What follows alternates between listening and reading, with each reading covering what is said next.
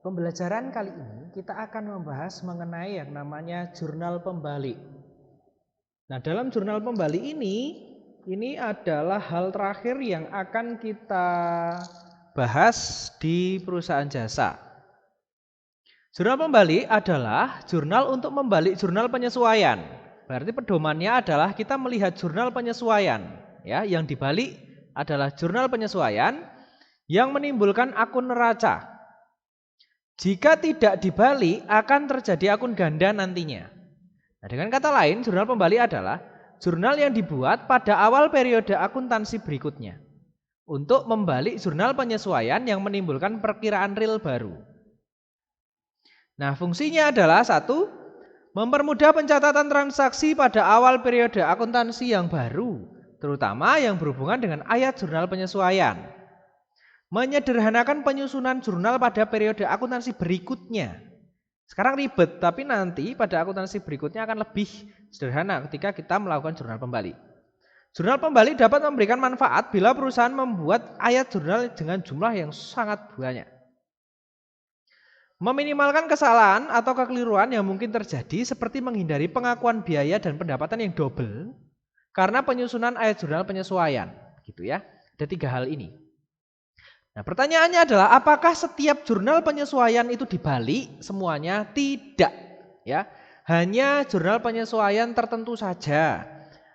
Yang menjadi ciri-cirinya adalah ini, ada 4 ini. Ini syarat ketika kita mau membuat jurnal pembalik. Ya.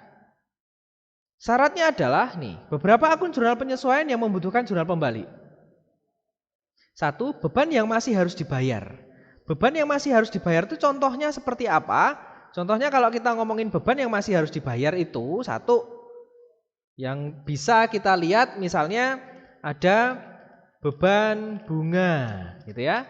Lalu kreditnya ada utang bunga seperti ini. Nah, misalnya ini 500.000 gitu ya. Misalnya seperti ini. Nah, ini harus dibalik. Gitu ya. Ini misalnya merupakan jurnal penyesuaian misalnya. Ini jurnal penyesuaiannya. Lalu, bagaimana dengan jurnal pembaliknya? Nah, jurnal pembaliknya itu berarti dibalik saja posisinya, gitu ya. Beban bunga letakkan di kredit, lalu utang bunga diletakkan di debit. Cuma dibalik aja. Gini, ya, dibalik posisinya. Ini jurnal penyesuaian, yang ini adalah jurnal pembaliknya. Cuma dibalik nominalnya sama persis. Ini yang A, beban yang masih harus dibayar, gitu ya. Nah, sekarang coba kita belajar yang B. Nah, yang B itu beban yang dibayar di muka jika tercatat sebagai beban, ya. Beban yang dibayar di muka jika dicatat sebagai beban. Kalau awalnya dicatat sebagai beban, maka otomatis jurnal penyesuaiannya seperti ini. Misalnya kita ngomongin iklan, misalnya iklan ya, bisa sewa, bisa iklan, bisa asuransi begitu ya. Iklan dibayar di muka. Ini jurnal penyesuaiannya. Lalu di sini berarti otomatis beban iklan. Ini ya.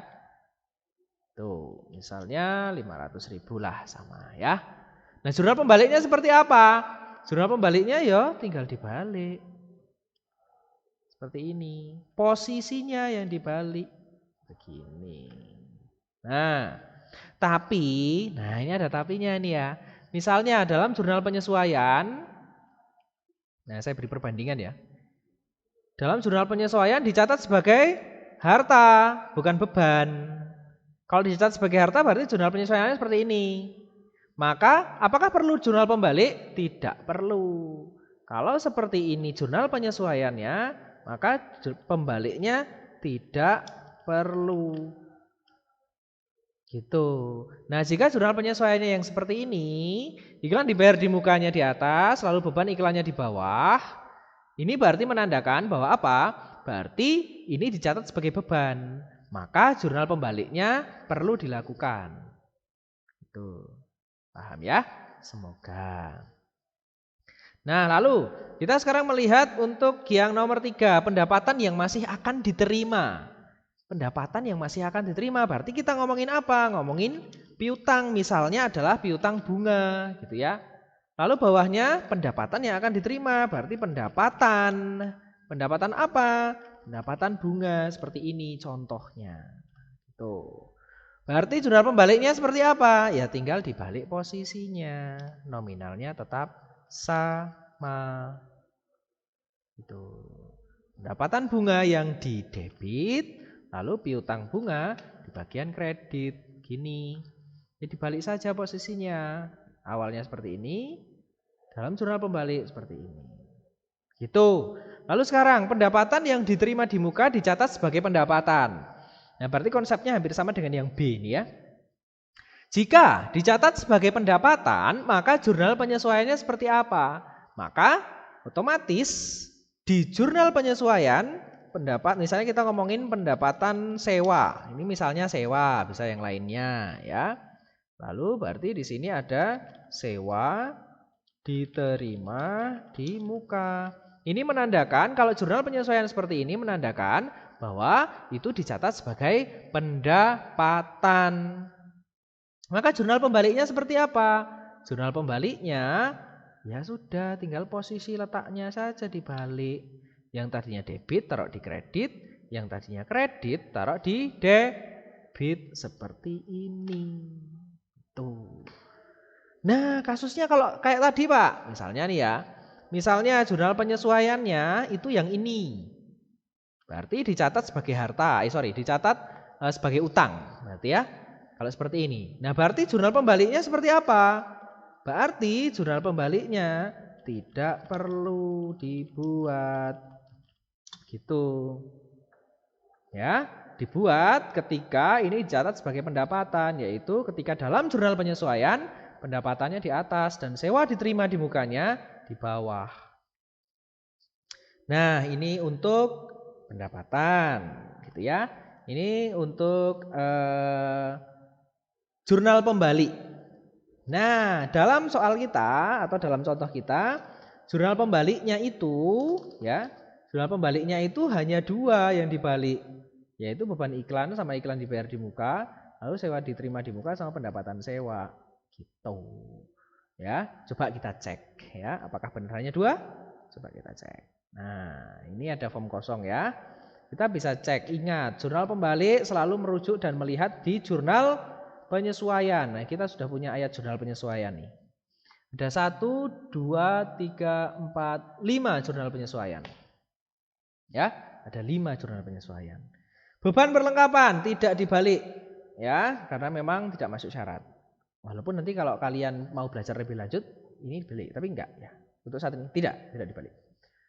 Penyusutan peralatan tidak dibalik. Penyusutan kendaraan juga tidak dibalik karena enggak masuk syarat. Nah, yang dibalik adalah ini.